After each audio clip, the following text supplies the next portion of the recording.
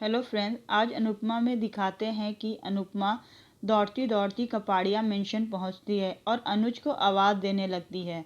तो डिम्पी बताती है कि अनुज, बरखा, अधिक और अंकुश काफ़ी ज़्यादा परेशान थे और वो शाह हाउस गए हैं।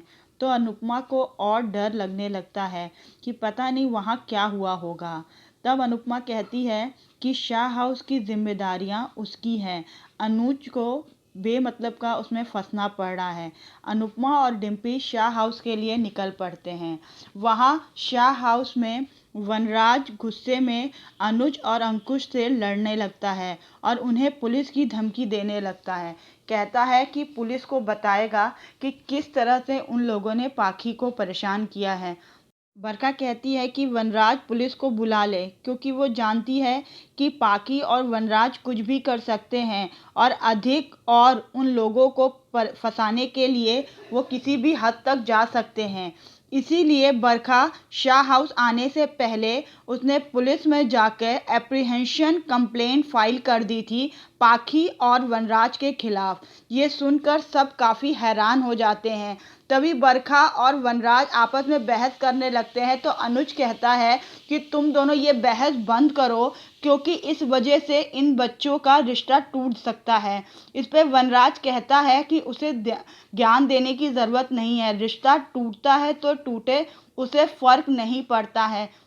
तभी पाखी कहती है कि उसे फ़र्क पड़ता है, वो अधिक से प्यार करती है और वनराज उसके रिश्ते को तोड़ने की बात क्यों कर रहा है। वो वनराज को कहती है कि उसका रिश्ता टूटने के पीछे वनराज का ही हाथ है। उसने पाखी को समझाने के बजाय बात को और बिगाड़ा है। तब अनुज कहता है पाखी से कि यहाँ पर खड़े सब लोगों को पता है कि ये सब बातें किस वजह से हो रही हैं। तुम दोनों के बीच में झगड़ा किस वजह से हुआ है और ये जो बात यहाँ तक पहुँची है वो भी पाखी की वजह से ही है। पर पाखी जो है वो फिर भी कहती है कि मेरे रिश्ते की टूटने की वजह सिर्फ और सिर्फ पापा हैं। तब अनुज कहता है कि ये सब जो हो रहा है वो सिर्फ और सिर्फ पाखी की वजह से हो रहा है। तो पर पाखी कहती है कि नहीं, ये सब पापा की वजह से हो रहा है। मेरी शादी जो टूटने की कगार पर है वो सिर्फ पापा की वजह से है। पाखी अपनी शादी टूटने का सारा इल्ज़ाम वनराज पे लगाती है और कहती है उसकी जो शादी टूटने की कगार पे है सिर्फ और सिर्फ उसके पापा की वजह से है।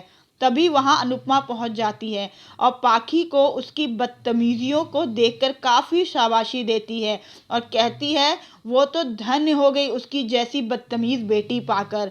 वो पाखी से कहती है कि उसे अपनी माँ की इज्जत तो है ही नहीं, अब उसे अपने पति की भी इज्जत नहीं है।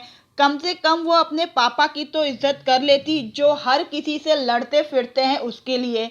ये जानते हुए कि पाखी गलत है, फिर भी वो हर किसी से लड़ने पहुंच जाते हैं। तब वो वनराज को भी कहती है कि उसे भी सोच समझ के काम करना चाहिए। आखिर उसके घर में इतनी लायक बेटी जो है। इस पर पाखी थोड़ा सा भड़कती और गुस्सा होती है। वो पाखी को काफ़ी समझाती है और कहती है। तभी वहाँ पर पुलिस आ जाती है। देखते हैं आगे क्या होता है। Thank you.